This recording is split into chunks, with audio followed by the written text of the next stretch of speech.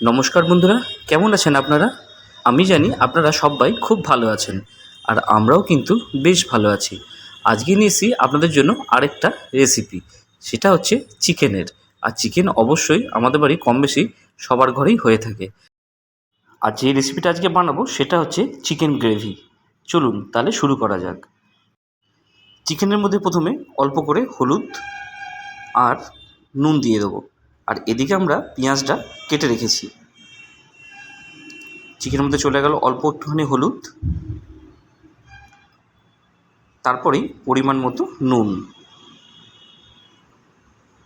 আজকে যদি আমরা এই চিকেনটাকে একটু ফ্রাই করে করব, যেহেতু চিকেন গ্রেভি তো সেই জন্য চিকেনটা ফ্রাই করে করলে স্বাদটা খুব ভালো আসে।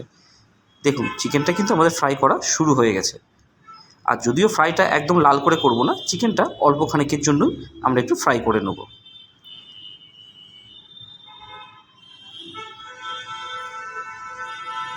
দেখুন চিকেন ফ্রাই আমাদের চলছে। আর এদিকে আলুটাকে আগেই ভেজে কিন্তু আমরা রেডি করে রেখে দিয়েছিলাম।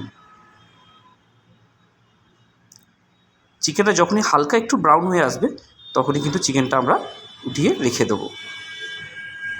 দেখুন চিকেনটা কিন্তু হালকা হালকা ব্রাউন হয়ে এসছে। এবার আমাদের চিকেন ভাজাটা রেডি হয়ে গেছে।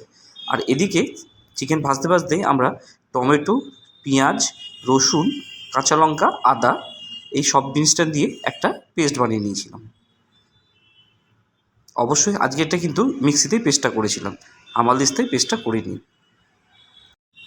এদিকে আমাদের চিকেন আর আলুটা ভেজে কিন্তু রেডি হয়ে গেছে। তারপরে কড়াইয়ের মধ্যে অল্পখানি তেল, তার মধ্যে দিয়ে দিয়েছিলাম আমরা ফোড়নের জন্য শুকনো লঙ্কা, তেজপাতা, গোটা জিরে অল্প আর গোটা মৌরি অল্প। সেটা দিয়ে ভালো করে ভেজে নেওয়ার পরই পেঁয়াজটা কিন্তু আমরা তার মধ্যে দিয়ে ভাজা শুরু করে দিয়েছি। আর এক্ষেত্রেও পেঁয়াজটা কিন্তু আমরা একেবারে কড়া করে বেরেস্তা যেরকম হয় সেরকম কিন্তু ভাজবো না, হালকা একটু ব্রাউন করেই ভাজবো। দেখুন পেঁয়াজ ভাজাটা আমাদের চলছে। পেঁয়াজটাও আমাদের একেবারে রেডি হয়ে এসছে।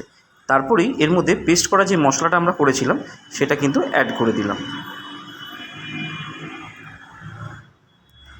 এরপরেই পেঁয়াজের সাথে সেই মশলাটা ভালো করে নেড়ে চেড়ে মিশিয়ে নিতে হবে। অ্যাকচুয়ালি কিন্তু এটাই গ্রেভির ফার্স্ট স্টেপ। অবশ্যই মশলাটা আমাদের ভালো করে কিন্তু একটুখানি ভেজে নিতে হবে। দেখুন মশলাটা আমাদের কিন্তু ভাজা হয়ে এসছে। আর এই মশলাটা আমরা ভাজা যে কী করে বুঝবো, যখন দেখবেন আদার গন্ধটা মোটামুটি চলে গেছে তখনই আমরা বুঝতে পারবো মশলাটা আমাদের ভাজা হয়ে এসছে। এরপরে আমরা এর মধ্যে অ্যাড করে দিয়েছিলাম হলুদ, ধনে গুঁড়ো, তারপরেই আমাদের অ্যাড করেছিলাম পরিমাণ মতো নুন, তারপরে অ্যাড করেছিলাম আমাদের সকলের ফেভারিট আরেকটা জিনিস, সেটাও আপনারা এখন নিশ্চয়ই জেনে গেছেন, সেটা হচ্ছে কাশ্মীরি মির্চ। এই দেখুন পরিমাণ মতো দিয়ে দিলাম কাশ্মীরি মির্চ। অবশ্যই চিকেন মাটনে একটুখানি কাশ্মীরি মির্চ ছাড়া পোষায় না। তারপরে ভালো করে সব মশলাগুলোকে আমরা মেশাতে থাকলাম। আর এটাও কিন্তু একটু যত্ন করে একটু সময় নিয়ে মশলাটা কষে নিতে হবে, তবেই কিন্তু গ্রেভির আসল টেস্টটা আমরা পাবো। মশলাটা অলরেডি আমাদের ভাজা হচ্ছে এবং গ্রেভিটা কিন্তু মোটামুটি রেডি হয়ে আসছে। অবশ্যই গ্রেভিটা তৈরি করার সময় আমাদের গ্যাসের ফ্লেমটা থাকবে মিডিয়াম থেকে লোয়ের মধ্যে।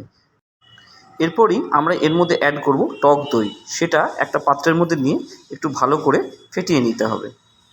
তারপরে গ্যাসের ফ্লেমটাকে একদম লো করে দিতে হবে এবং তারপরে সেই টক দইটাকে আমাদের গ্রেভির মধ্যে মিশিয়ে দিতে হবে।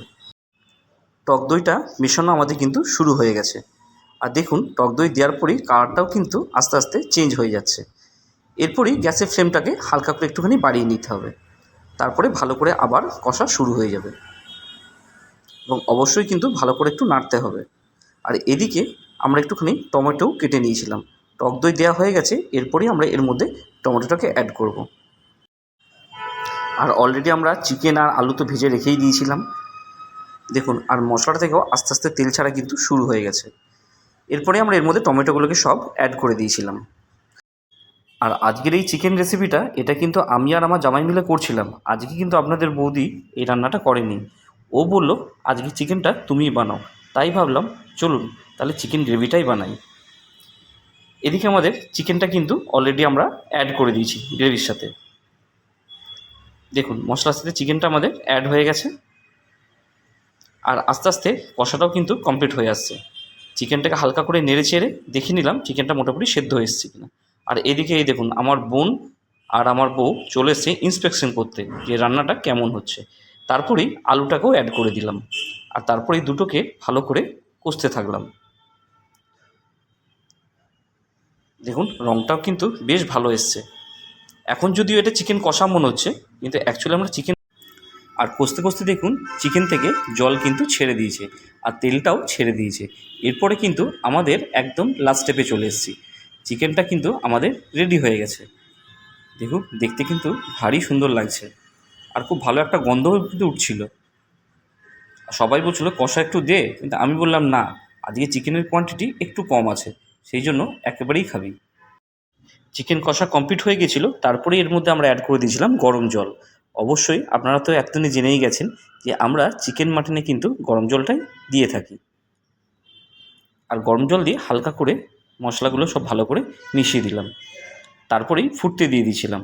5 থেকে 7 মিনিট পর এলো আমার বউ, এসে ঢাকনাটা খুলে বলছে, বাহ বেশ ভালোই বানিয়েছো তো। তারপর আমি বললাম, তুমি একটু ভালো করে দেখে নাও, একটু চেকও করে নাও যে আলু টালু সব ভালো করে সেদ্ধ হয়েছে কিনা। ও ভালো করে দেখে বলল, ভালো, দেখতে তো বেশ ভালোই লাগছে,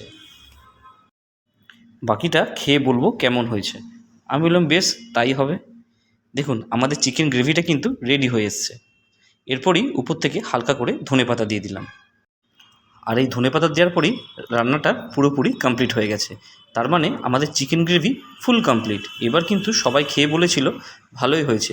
তখন মনে এলো, বাহ, তাহলে চলুন আজকে বানানোটা তাহলে আমার সাকসেসই হলো।